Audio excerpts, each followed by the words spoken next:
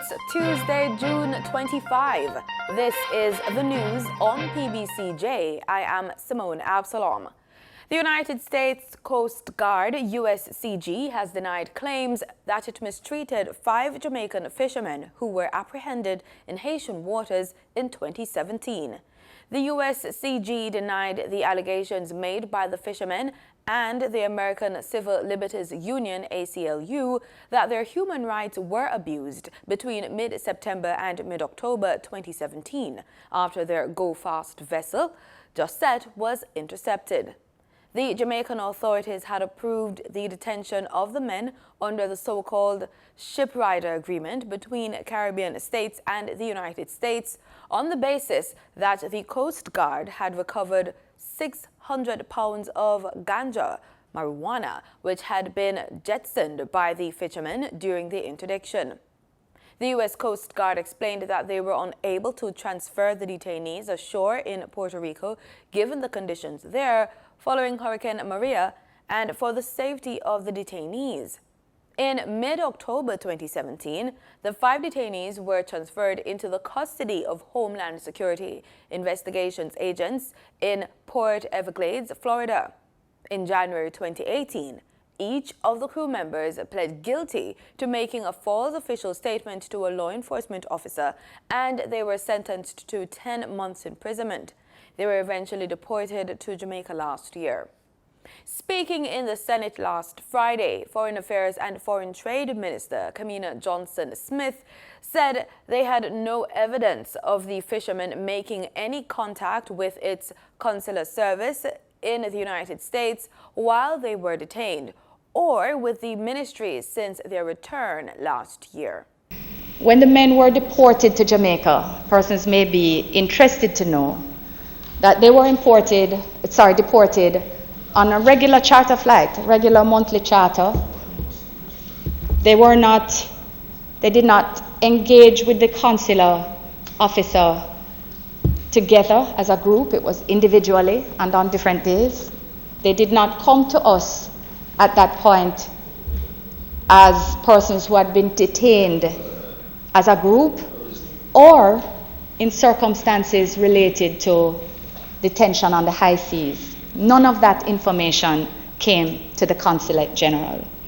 So at that point, when the matter came to public office, the first call was to the Consular Department to say, do you know of this? Has this been reported to us? No. Next point of call was to the Consulate General in Miami. Inquiries reflected that these names were in fact persons who had been deported. We could confirm. Did they report any mistreatment? No. We were able to not only confirm that from a lack of record, but from speaking to the specific person who conducted the interviews. Spoke with him. He said no mistreatment. And I said, and again, this is not with ascribing or making a judgment as to the reason that they would not have. That is not for us to say. But when I have asked him, so have people reported when you are doing these interviews? Have people reported to you the persons who are being returned? Have they complained to you before? And he says all the time. We're Jamaicans, we complain, that's what we do, complain about everything. And they have protocols, they have protocols that follow up where complaints of mistreatment are made.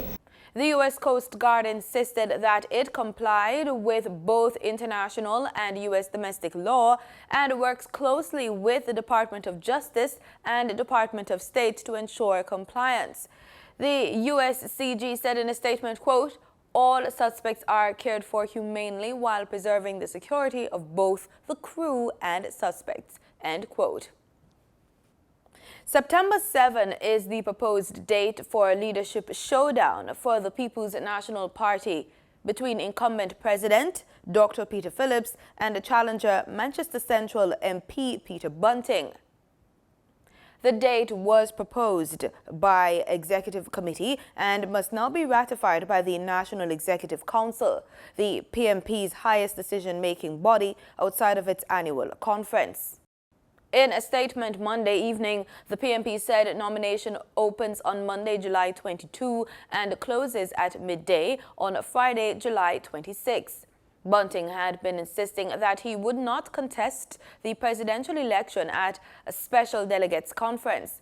In the meantime, the PMP's executive committee has proposed that the private session of the annual conference be held on Saturday, September 21, and the public session on Sunday, September 22.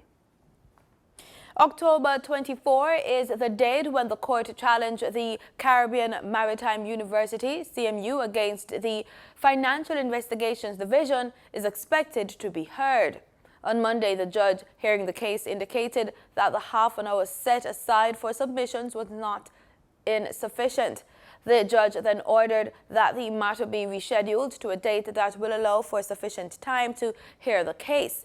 The CMU is challenging court orders obtained by the FID as part of a corruption probe around discarded Education Minister Ruel Reid. Earlier this year, lawyers for the FID went to court and obtained several orders compelling CMU and some of its senior executives, among others, to turn over critical documents to investigators. Lawyers representing CMU have taken issue with how the state agency obtained the orders and is seeking to have them quashed. Reid, an educator and former senator, was asked by Prime Minister Andrew Holness to tender his resignation as Education Minister on March 20 amid swirling allegations of impropriety at several agencies under his portfolio, including CMU, the Heart Trust NTA, and the National Education Trust. The Passport and Immigration and Citizenship Agency, PICA, will shortly roll out its online application systems for immigration and citizenship services.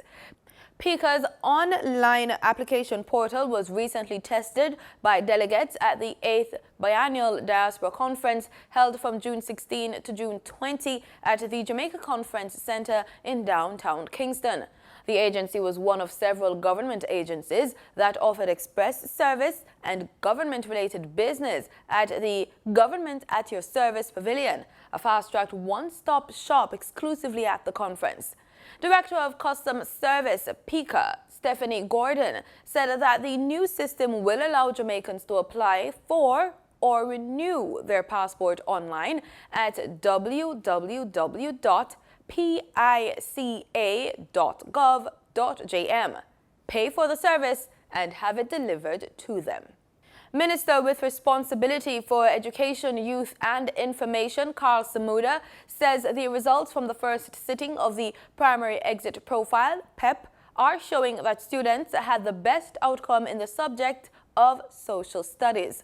Addressing a press conference at the ministry's National Heroes Circle head office in Kingston on Friday to announce the grade 6 results for PEP, Minister Samuda said, quote, "Based on the results, 63% of students who sat the test have demonstrated proficiency or advanced proficiency in knowledge, skills and competences required by the National Standard Curriculum in Social Studies." He noted further that 34% of the students are considered to be developing in the area of social studies, with 12% on the cusp of moving into the proficient category. Analysis shows that 55% of students who sat language arts demonstrated proficiency or advanced proficiency in the concepts, procedures, and applications of skills required by the National Standards Curriculum, 49% for science, and 40% for mathematics. PEP has replaced GSAT as the National Secondary Schools and Entrance Test. It is intended to provide a better and more complete profile of students' academic and critical thinking capabilities at the end of primary level education. The grade 6 students were tested in 3 stages, with a performance task test on March 27 and 28, an ability test on February 26, and a curriculum-based test on April 16 and 17. School administrators and parents were provided with grade 6 results on June 21. 19 inspectors have been elevated to the Gazetted Officers Corps of the Jamaica Constabulary Force. Among them are Woman Inspector Camille Tracy from the Area 1 headquarters, Woman Inspector Samantha Smith-Daly from the Center for the Investigation of Sexual Offenses and Child Abuse, and Investigator Detective Woman Inspector Michelle Campbell. 8 other women from divisions such as the National Intelligence Bureau, Operations Branch, and Westmoreland are among those promoted to the rank of Deputy Superintendent. Among the males who will now form part of the force's senior management team are Inspector Oret Basco, who heads the JCF's Statistics and Information Management Unit that operates out of the Planning, Research and Development Branch, and one of the force's top forensic crime scene investigators, Detective Inspector Christopher Anderson. Inspector Terrence McLean, who is at the helm of the JCF's Missing Persons Unit, was also promoted, along with colleagues from St. James, St. Catherine, Kingston Eastern, and the National Intelligence Bureau. The promotions were announced via the JCF Force orders on Friday, June 21. Businessman Garfield Green was sworn in as a new Custos Rotulorum for Manchester during a brief ceremony at King's House on Monday. He replaces Sally Porteous, who will demit office on July 1 after serving for 7 years. Governor General His Excellency the Most Honorable Sir Patrick Allen presented Mr. Green with the instrument of office before a small gathering of family members, relatives, and friends. The US dollar on Monday, June 24, ended trading at Jamaican $130.43, down by 24 cents, and that's according to the Bank of Jamaica's daily foreign exchange trading summary. The Canadian dollar ended trading at Jamaican $100.20, down from $101.19, while the British pound sterling ended trading at Jamaican $165.60, down from $166.13. In regional news, the United States government says it looks forward to working with Trinidad and Tobago after Port of Spain reacted angrily at a report by the U.S. State Department that placed the oil-rich Twin Island Republic among several Caribbean countries not in compliance with the minimum standards for the elimination of trafficking in persons. Of the Caribbean countries listed in the 2019 Trafficking in Persons report, only the Bahamas and Guyana fully met the minimum standards for the elimination of trafficking. A State Department report on last weekend said Antigua and Barbuda, Barbados, Belize, Jamaica, Haiti, St. Lucia, St. Vincent and the Grenadines, Suriname and Trinidad and Tobago had been placed on Tier 2. But Prime Minister of Trinidad and Tobago, Dr. Keith Rowley, speaking at a ceremony on the weekend, wondered whether or not the country that gave Port of Spain a failing grade was doing much better with its own migration and tip situation. In a brief statement, the U.S. Embassy, while it did not directly respond to Rowley, made mention of an earlier statement issued by National Security Minister Stuart Young, saying, quote, "We appreciate the Minister of National Security's balanced approach to the issues raised in the TIP report and look forward to working with the government of Trinidad and Tobago to continue fighting this crime against universal human rights." End quote.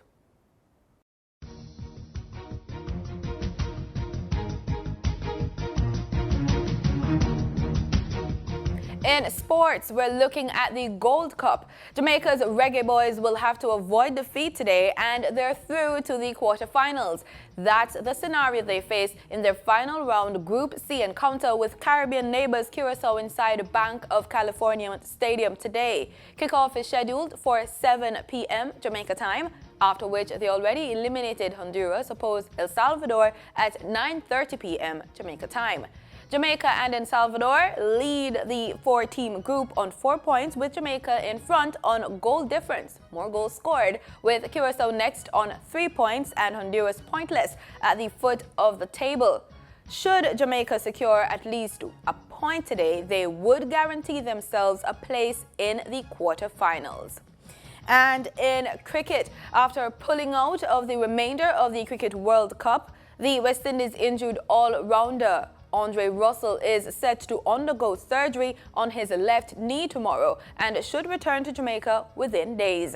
The 31-year-old, who has had trouble with both knees in recent years, has been replaced by batsman Sunil Ambrose.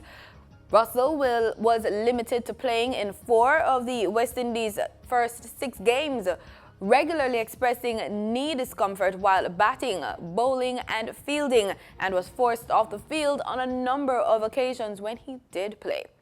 And that's the news on PBCJ. Thanks so much for watching. Remember, we are the People's Station.